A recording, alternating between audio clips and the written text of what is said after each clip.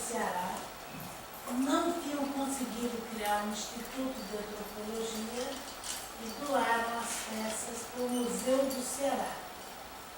E quem cuidava desta coleção era uma historiadora, Valdelice Girão, cujo tio era o maior historiador do Ceará na época, vivo.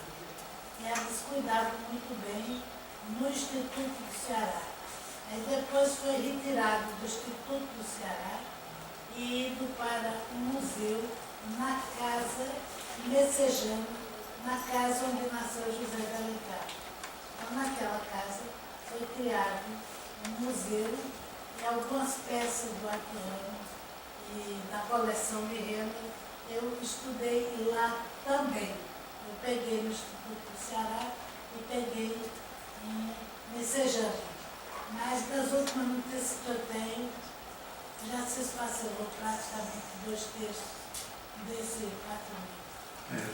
Isso é o que a gente deveria realmente evitar ao máximo, né?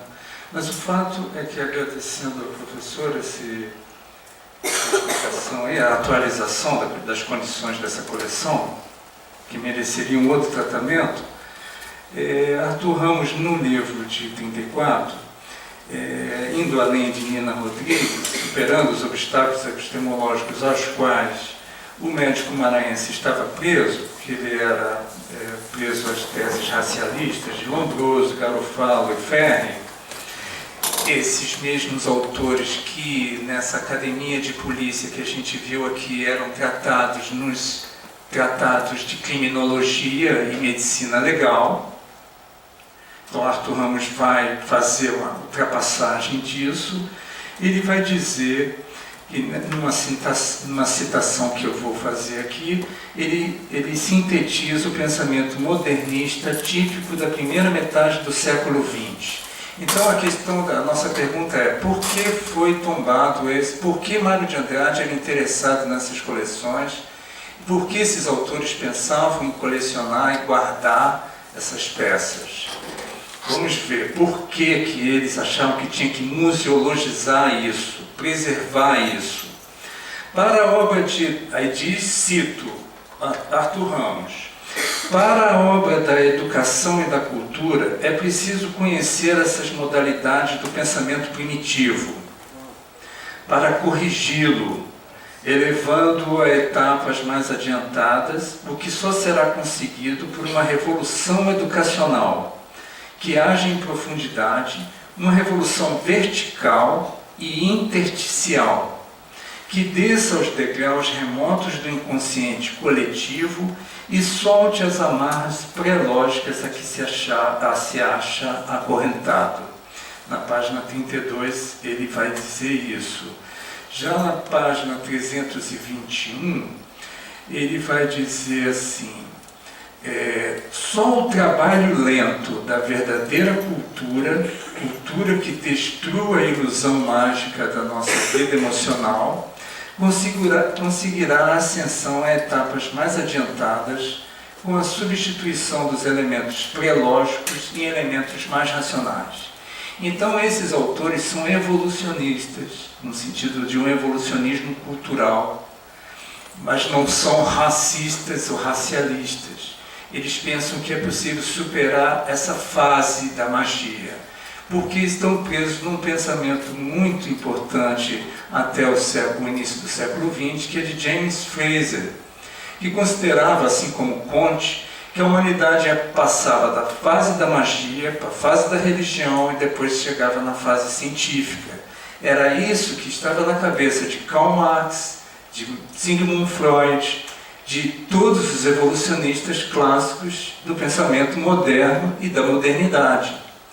Então, para eles era preciso guardar esses objetos, porque eram testemunhas do passado que ia ser ultrapassado pela modernidade, pela ciência, urbanização, educação e civilização do futuro.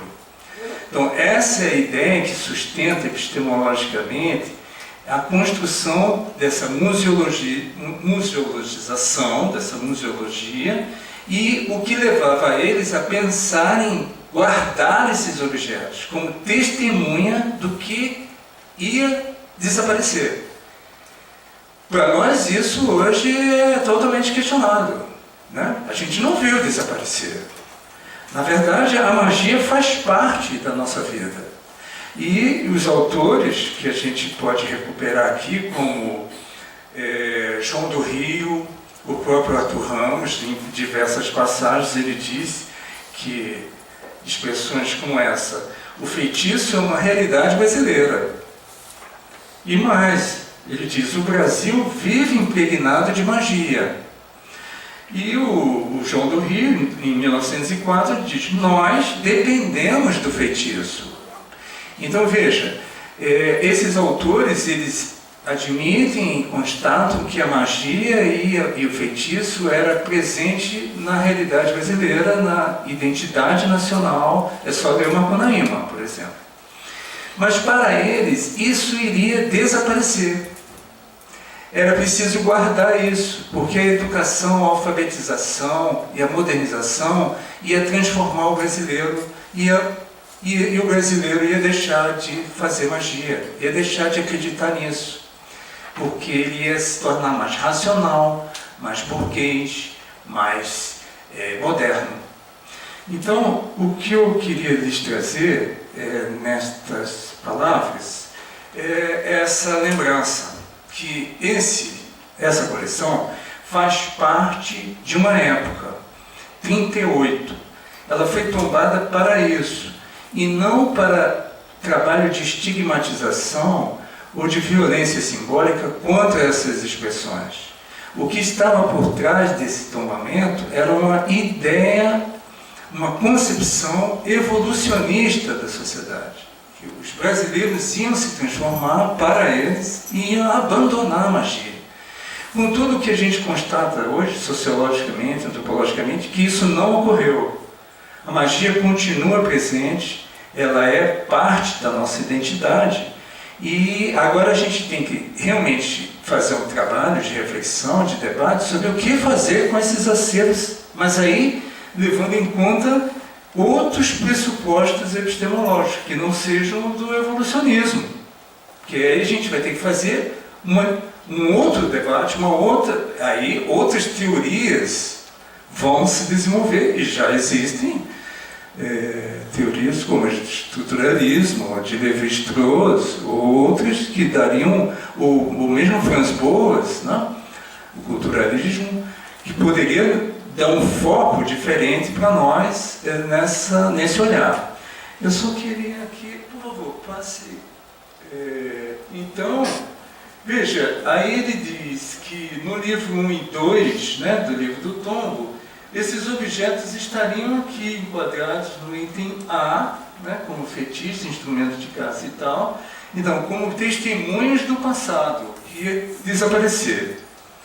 E também como folclore, no caso ameríndio, e no caso aqui da arte popular, né, os objetos aqui, e no folclore, a música popular, os contos, histórias, lendas, porque elas estavam se perdendo.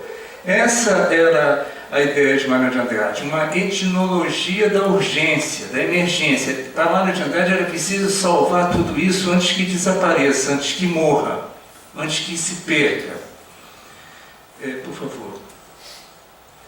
E é isso. Me desculpe, eu talvez tenha me expandido demais, mas é um pouco sinteticamente o que eu queria lhes dizer e provocar a reflexão de vocês. Obrigado.